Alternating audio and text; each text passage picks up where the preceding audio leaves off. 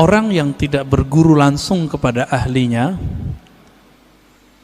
tidak mendapatkan satu benefit rohani yang disebut dalam hadis Abu Dawud.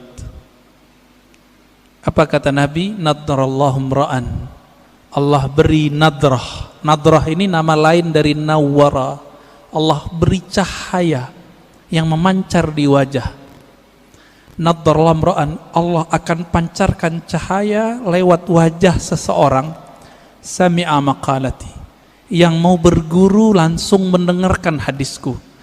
Orang Arab dulu kalau menyebut sami'a itu nggak mungkin online, nggak mungkin lewat Google, mesti berguru ke ahlinya. Nggak mungkin. Kenapa? Dulu disebut sama pasti hadir. Itu sebabnya Imam Syafi'i dulu tidak terima persaksian orang yang hadir di konser-konser musik yang musiknya ada kefasikan, ada penampilan orang buka aurat, ya, bukan lagunya sebenarnya oleh Imam Syafi'i. Kenapa? Sami'ah, begitu kalimatnya, karena dia hadir mendengar itu dulu nggak mungkin lewat MP3.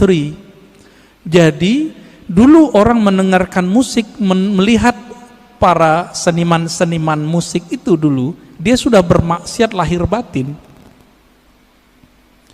Bapak masih ingat kalau yang pernah ke Mesir, di Mesir itu ada tari perut kebuka, ditonton itu Pak. Imam Syafi'i mengatakan orang yang nonton begitu gak diterima persaksiannya. Kalimat bahasa Arabnya sami'ah, karena sami'ah artinya dulu pasti offline, pasti ketemu langsung, tatap muka. Itu sebabnya juga ya dalam hadis ini, orang yang tidak mendengar langsung, nggak ada nur Pak di wajahnya. Lihat aja, nggak ada nadrah, nggak ada nadrah. Semakin dia tambah ilmu itu masuknya ke otak. Otak ini bekerja dengan akal, sedangkan hidayah masuk ke kolbu. Beda tuh. Siapa yang mengatakan ini? Imam ahli hadis, ahli kolbu, Imam Abu Hafs As-Surawardi dalam kitab Awariful Ma'arif. Makanya banyak orang berilmu belum tentu dia punya hidayah di kolbunya. Kalau itu yang terjadi, tambah ilmu tambah sombong. Jadi kalau dengerin kajian di YouTube, di TV-TV online, TV-TV satelit, apa yang terjadi? Wah, ini bahan nyalahin orang masjid nih. Setiap kali ngaji, wah ini bahan nih, ini bahan. Ketika dapat link-link di Google, link-link di YouTube, wah share di grup, ini bisa untuk membantah bid'ah yang ada di masjid. Jadi niatnya selalu untuk orang, bantah orang, bantah orang, bantah orang. Yang suka bantah dari dulu siapa? Dari semenjak alam semesta dicipta, iblis. Ya, yang suka bantah itu iblis Pak.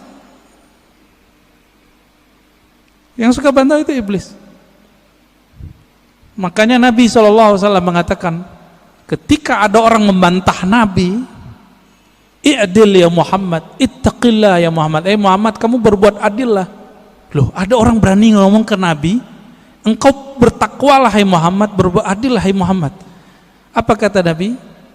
Akan muncul dari orang ini, akan muncul dari kelompok dia, sekelompok orang yang jika baca Quran dan Sunnah, padahal dia lancar baca Quran dan Sunnah, link-linknya lancar Pak, tapi tidak tembus imannya ke dalam kalbunya. Fa idza laqitumuhu faqtuluhum. Wah, ini yang berat ini. Jika engkau bertemu mereka, maka kalimatnya gimana cara terjemahan ini Ustaz? Faqtuluhum, bunuh mereka. Loh, berat. Oh, ternyata ini hadis namanya hadisul qadha. Hadis mahkamah pengadilan. Jika diperintahkan oleh pimpinan negara kita perangi orang itu, kita wajib perangi. Sama dengan hadis mengenai penghina Rasulullah, jika itu ditetapkan oleh pemimpin boleh, baru boleh, nggak boleh ustadz yang mengatakan. Jadi misalnya nih Bapak nih kan dapat meme sekarang, aku penggal lehermu wahai penghina Nabi, itu orang jahil, nggak boleh ngomong begitu. Kenapa? hadis mengenai memenggal, membunuh orang penghina Rasulullah SAW, hadisnya cuma hasan. Dan ini bertentangan dengan kisah Nabi waktu di Taif. Nabi dihina, bukan lagi dibuat gambarnya, dihina, dilempar di Taif. Apa kata Nabi? Hancurkan Taif atau selamatkan Taif? Selamatkan ya Allah, semoga keturunan mereka beriman kepadaku. Jibril datang, apa kata Jibril? Ya Muhammad, maukah engkau aku hancurkan negeri Taif? Satu kali tiup, satu kali kibas, habis Taif, Pak. Karena Jibril punya sayap, sayapnya dibuka, ketutup langit dan bumi, tinggal dikibas. Tapi Nabi Muhammad bilang apa? Di sini saya tahu, tambah mengenal sosok Nabi Muhammad, ternyata beliau lebih berkualitas tinggi dibandingkan Jibril. Apa kata Nabi Muhammad? La ya Jibril, nggak boleh ya Jibril. Kenapa? Nabi Muhammad itu induk alam semesta. Karena beliaulah Adam ada, alam ini ada. Kalau seorang ibu, maukah anaknya dibunuh? Maukah Pak? Anaknya dibunuh? Nggak mau. Nabi meskipun melihat anak-anak rohaninya ini, pancaran-pancaran dari dirinya ini, belum kenal dia, beliau nggak bilang hancurkan ya Allah, enggak. Itulah orang tua sejati, orang tua rohani Nabi Muhammad SAW. Ya, Jibril nggak sabar Pak, pantas toh Jibril nggak jadi nabi di sini. Ya, udah mulai faham siapa Nabi Muhammad SAW. Maka saya tanya kepada orang yang ingin menggal pembuat karikatur Nabi, ente jangan kira saya tidak emosi. Saya emosi dengan orang yang buat karikatur Nabi. Bahkan yang bilang orang tua Nabi di neraka aja mau saya bunuh. Tapi kita nggak boleh membunuhnya. Kenapa? Seandainya itu ada di depan Nabi, Nabi tidak akan membunuh mereka. Nabi hanya akan mendoakan mereka. Jadi jangan beragama dengan emosi, dengan hawa, dengan syahwat. Beragamalah dengan nur itu. Saya kalau tiap bahas tentang itu Pak, suara naik. Tapi kolbu bilang turunin lagi, turunin lagi. Ada ustadz bilang orang tua Nabi masuk neraka. Waduh, kebakar kita Pak. Apalagi yang keturunan Rasulullah kayak Habib Ges, Habib Lutfi, Habib. Perasaannya gimana Pak? Kakek ente masuk neraka gitu. Anak neraka, cucu neraka, kira-kira gimana?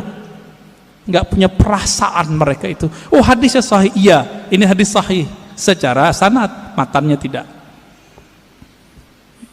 Ilmu hadis itu bukan hanya ilmu tahu ini sahih tidak sahih, tapi juga ilmu tentang matannya. Ilmu matan hadis, wajib belajar akidah. Maka ciri-ciri orang yang menyimpang dari ahlus sunnah, membaca hadis tidak dengan kaidah akidah ahlus sunnah, fikih ahlus sunnah, dan ilmu tasawuf ahlus sunnah. Menyimpang dari itu, jadinya kayak mereka itu kurang ajar sama Rasulullah Sallallahu Alaihi Wasallam. Gimana Tad? Udah Tad?